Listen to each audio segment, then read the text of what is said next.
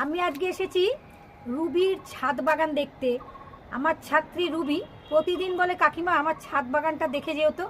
আজ আমি এসেছি, তুমি গাছগুলো একটু একটু ভালো করে দেখিয়ে দাও, তোমার ছাদ বাগানটা আজকে ভালো করে দেখাও। দেখে নিন কত সুন্দর ছাদ বাগান করেছো।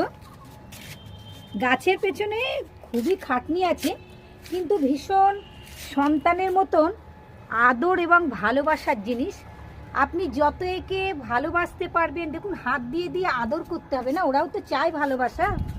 এইভাবে আপনি ভালোবাসবেন, একটুখানি আদর করবেন, দেখবেন লাগান, প্রাণ বাঁচান, গাছই আপনাকে নতুন জীবন দেবে।